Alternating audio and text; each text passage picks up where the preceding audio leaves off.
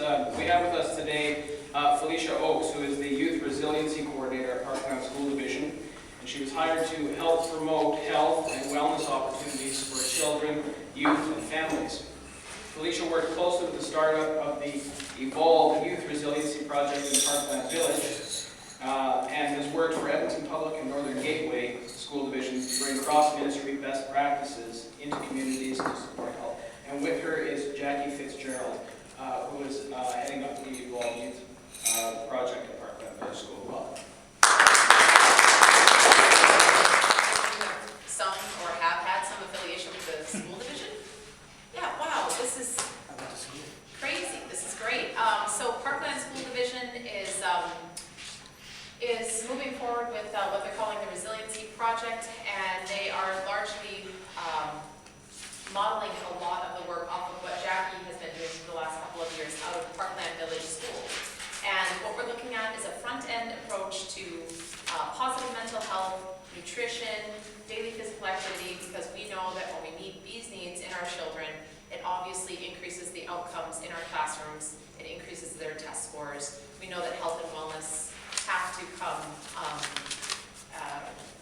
on the same page as our curriculum outcomes. So it's really exciting to be a part of this type of work. I got to help kind of launch one type of project with Jackie, but we're going to talk about that project today because we want you to have an idea of what your school division is doing in the areas of health and wellness. We know that Rotary has a lot of initiatives that are on the ground in our community that are helping students and building coping skills and addressing a lot of these issues that we're seeing in our children and we're seeing in our families and our communities.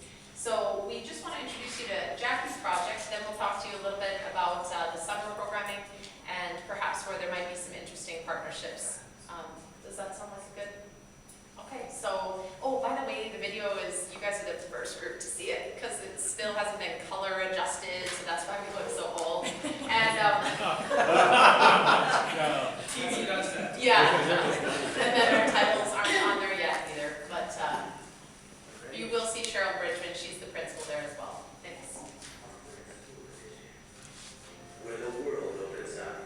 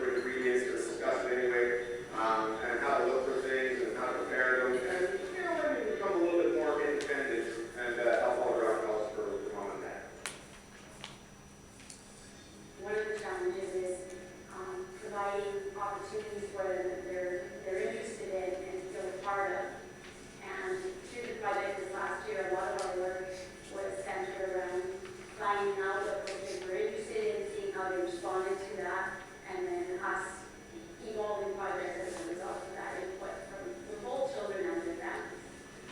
I think like what about this summer better than last summer was because this one had all the programs from last summer. It didn't have this Evolve program, and so this year's a little more fun because there's all these programs. Well, my son was in the creative movement program and he absolutely loved it. It made him calmer. It gave him like better balance, better agility, and he made some new friends. So I would say that's the most successful as far as my family goes. Since I started working with the Evolve Project, I have seen a lot of growth in the children and the families that I'm working with. Just giving those children a little bit of confidence, giving them one-on-one attention, to really help the children grow. The parents, I've seen them come together as a community to help out to volunteer with programs. I got involved with the Evolve program when Jackie and Felicia, they showed up at our school trying to explain what the Evolve program was.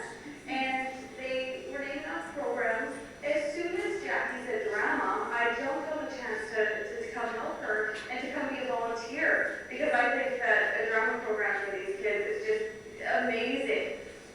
Some of the most successful strategies that we have found has been when we have the work of parents, working with staff, and working with children as a tripod, providing an environment where children feel supported and most importantly included.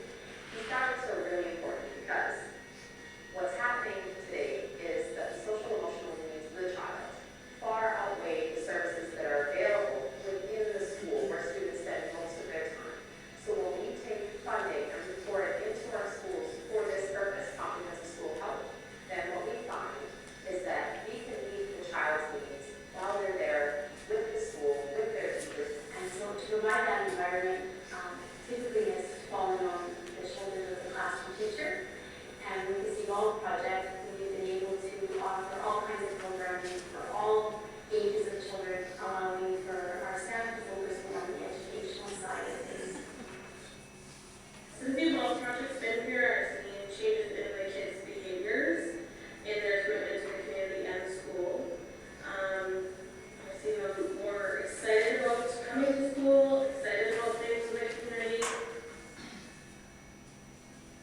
Some of the impacts that we have seen as a result of the Evolve project is that we have a school that I would call is humming. It's humming from the minute the doors open at 7 a.m. when we have an after-school program until the minute the doors close at 6 p.m.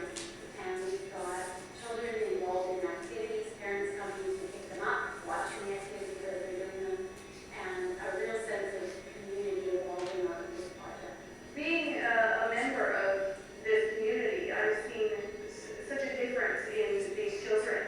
I used to see so many children just hanging out at the park, just hanging out with each other, not really having much to do. And now I see children in different groups, hanging out with older children, younger children, protecting other children because they're becoming friends. We have to provide as many opportunities for kids nowadays. And you know what, we want kids to be active in this and that. And you know what, organized sports are great, not for everybody. So any other alternatives that we can come up with for kids, I think it's a great situation to provide for them.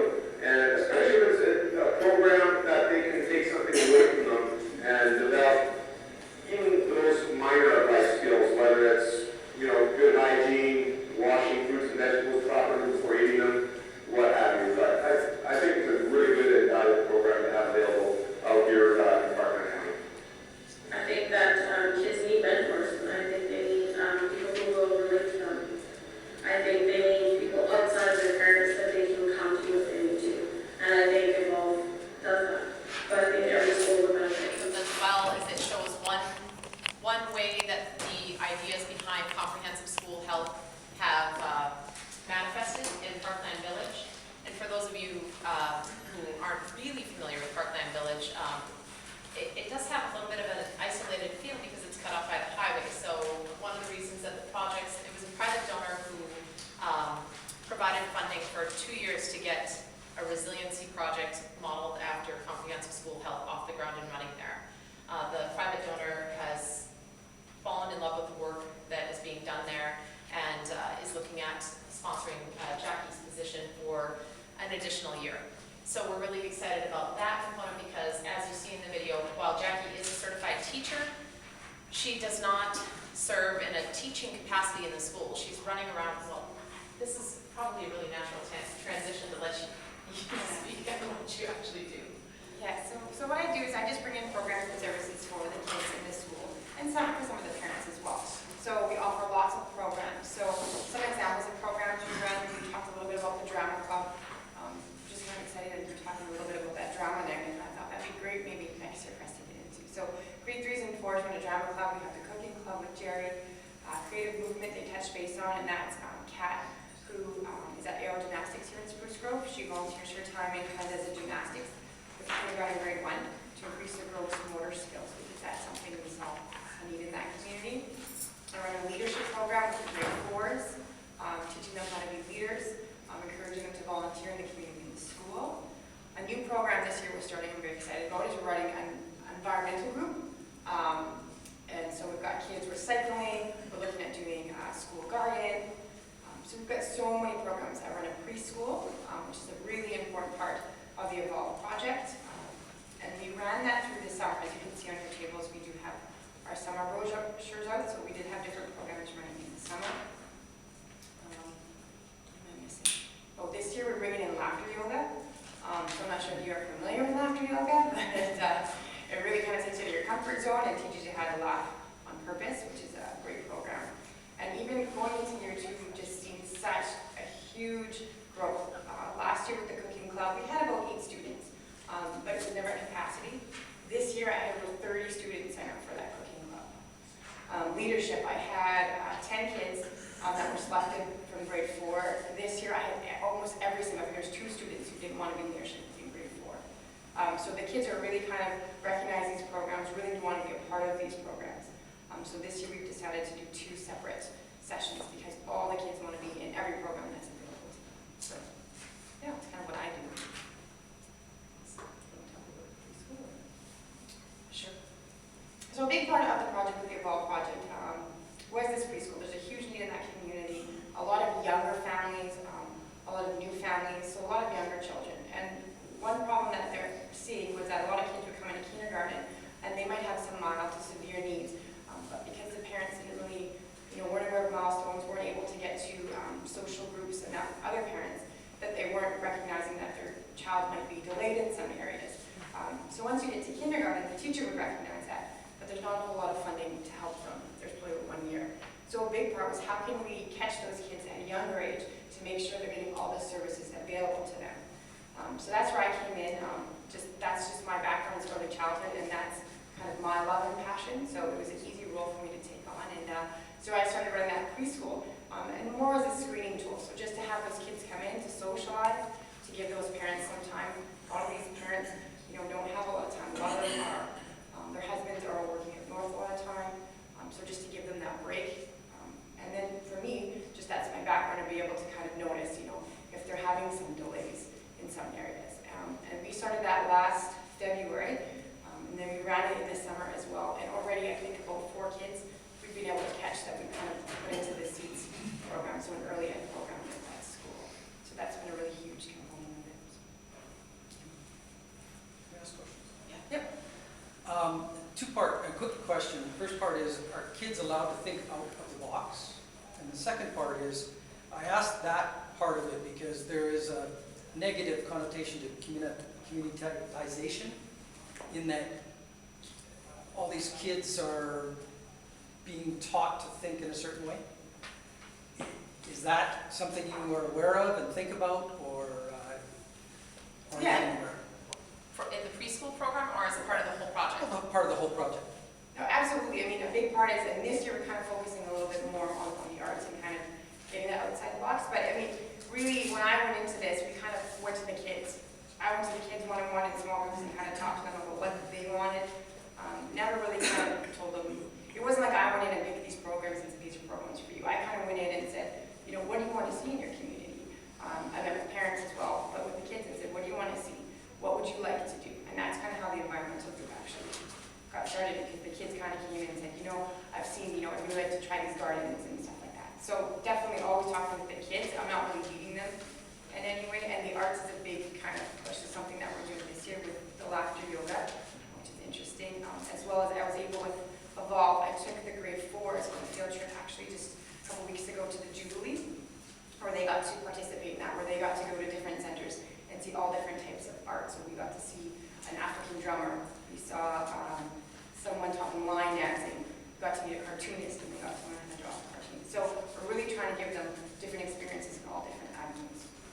Does that answer your question, or a little bit more? I guess so. I'm just wondering, and this might sound a little obtuse to you, but you're talking about gardens, and that is great, but how about entrepreneurship or the development of oil in Alberta and things like that? Things that aren't so warm and fuzzy? The school that Jackie works at is K-4, which doesn't mean we can't have those conversations. But what's really interesting about this model is that it's been branded as Evolve, but the umbrella idea is comprehensive school health. You go in, you talk about the culture and climate of the school. For example, Randy has been going through this. We've talked a lot about, what is his school like? Who is already involved? What kinds of initiatives would he like to see? What kind of initiatives would the parents like to see? What kind of initiatives would the kids like to see? At Parkland Village, there hasn't yet, we meet with the moms and any other parents. We meet with them regularly. No one's come forward and said, we really think we need some crossover with industry. We want to have some hardline discussions about this. If that comes forward, our job is just to respond. We're really just educational servants, if you will, who are listening to the needs of the entire community and trying to tie all these people together, because the school traditionally has been an institution that a lot of families who come from various backgrounds don't necessarily want to access. If you and your family were pro-education, it's an easy place for you to come and visit and feel comfortable. A lot of our families have said, wow, what are you doing in our home? Like, we went to their houses to have coffee with them, to sit down on the floor while their kids ran around us, and we said, what do you want to see in this community? And they said, well, see that shed over there? There's always FU written on that shed. How do we feel in our community when these teenagers at night have nothing to do but smoke dope in the little areas back there and graffiti that shed? So we did two things. One, we started to contact some of our youth mentors to get teens involved in more things here in Spruce Grove and try to figure out transportation to get them over to the log cabin or places where they can't get to. Two, we did a huge graffiti project with the RCMP where we painted that shed. It hasn't been damaged since, knock on wood. But those are the kinds of things where we just have to be right in there with the heartbeat of whatever the flavor of that community is. And to do that kind of work, you really have to be willing to think outside of the box, like you saw Jerry on there from Little Italy in Atchison. You have to bring industry in, because these are their future workers. These are either going to be kids who are graffitiing their business or working for them, right? And that's kind of how we're looking at every project and every school in our division, is health and wellness means the whole community. Because if you have a 7-Eleven where kids are over there, trading drugs instead of hanging out in school, then the flavor of that whole school, that it shifts, right? It's a shape-shifting environment. So we have to really be with it and willing to move with it. And Evolve has done that well, but it's a K-4 school. It's a lot easier to do that at a K-4 school than at a high school level. And so we recognize that. Yeah.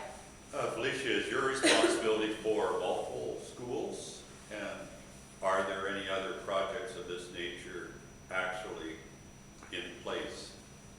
Yeah, well, just as of this year, as of August 13th, the school division put as its next 3-year plan, they put health and wellness right up there with their academic outcomes. So that's called their ultimate vision, and it was launched this year. The board approved of it, and that's why they hired me to do this kind of work with every single school in the division. Again, I hate to pull you out, Randy, but some schools have lots of well-connected partnerships already in place. Like when I went to Randy's, I'm like, oh, right, we'll see what I can do for you. Then other schools, I go out there and they're just like, oh my gosh, can you help me with Aboriginal kids? Can you help with, oh my gosh, we have, and so they're really working with such a meaty population of teachers who are stressed, kids who are stressed, families who are stressed that, they meet my position and say, let's go to the survival mode questions, right? Okay. So does that make sense? Yes, and that's what I was kind of getting to, is that I recognize the nature of what the needs are in Parkland Village, but there are other communities within, some of which have already put in place strategies because they may have more resources, being bigger schools, et cetera, Yep. and have access to a different kind of community. Yep. And then, of course, there's Parkland, there are schools that are not getting those kinds of services because they don't have the economies and so on to operate in the same way, or they're geographically isolated. You hit it exactly, and that's the whole idea, is equity. How do we as a school division start to make health and wellness more equitable? And how do we empower our stakeholders who don't see themselves as stakeholders in those communities? Like, Mirror Lake has another school that has a lot of really great stakeholders at it. Yeah. And so how do we say, okay, and there's, Forest Green that has a lot of needs, and so we have to think about how we're raising our children in this county in a really equitable way. And that's some of the questions that we're bringing to the table aren't very comfortable, but they have to be asked, Absolutely. So. I think it's fabulous what's Great. happening. Awesome. We're excited to share this with so many, like I said, educators and stakeholders in this community, movers and shakers. Yeah. What's the budget of the Evolve project annually at Parkland Village? Great question. We feel like we're pretty frugal, and we're able to do it it's approximately $100,000 a year, 80% of which is, 70% of which is a salaried position. Sure. One full-time position. So And the source of that is it's private still donation. currently a private donor. Yeah. So. What's the long-term plan for funding sustainability? Well, obviously now with this being a strategic priority part of that school division, one would expect there'll be resources committed to it. Yeah. Yeah, that's another reason that I'm looking at this model, just of having this type of work. And you really do need a stakeholder who can do this type of work in a school system. So we obviously have put in a number of grants to try and sustain Jackie's and get Jackie's position endowed, if you will. But we are looking at a number of different plans. And of course, we're open to the brilliant minds at these tables as well. So if you guys have ideas. Well, honestly though, we're talking to cross ministry as well, because we truly believe that this we have to think of proactive health and wellness, right? On a large level. So we're going top down and bottom up. Like Jackie's presentation is like, here's grassroots, how it looks. And then we're also having conversations with our ministers, with businesses in Atchison. Like, we have to tell people, like, we need to think of this as our future community, as our labor force, instead of, going and starting to plan to bring people in from other countries. How do we keep kids here? We do that by making them very, very engaged in their community. Right? What I see is that there's a strong focus on the parents and the community and the school all being partners in Together. the development of children. And I get to see the inner workings of a lot of school districts around North America. And in a lot of cases, schools are being asked to do more and more and more, and parents are advocating more and more and more. And that certainly doesn't seem to be the focus of this. So that's something you should be proud of. Oh, thank you. Yeah, I think that we recognize that kids get dropped at our doorsteps with baggage that we can't necessarily see. You just see the iceberg, or the tip of the iceberg. But schools are trying to respond to all of those needs, regardless of what the kid comes. And you can't throw the judgment back at the parents. That doesn't get us anywhere. So we try to create parent empowerment programs where we can draw them into the schools. Because the parents who you want to be at the table usually aren't. So how do you go out to them and get them involved? The cooking club has been pretty amazing for that reason, hey? Like, because parents actually come and eat their kids' food. So it's like, yeah, I know, that sounds scary. But, when you have a program like that, it's like, who doesn't want to go eat a meal that their kid made, right? So that was really cool to see that. Could I come and learn too? Yeah, sure. It's too late. To the clock, guys.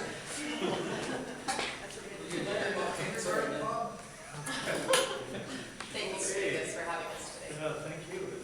That's it for questions? Well, I just hope they come forward with some specific, excuse me.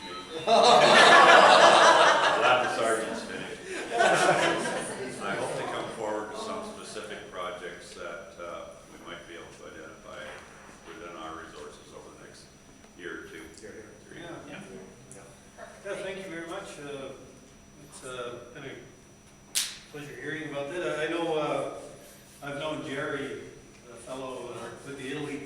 Italia t-shirt on there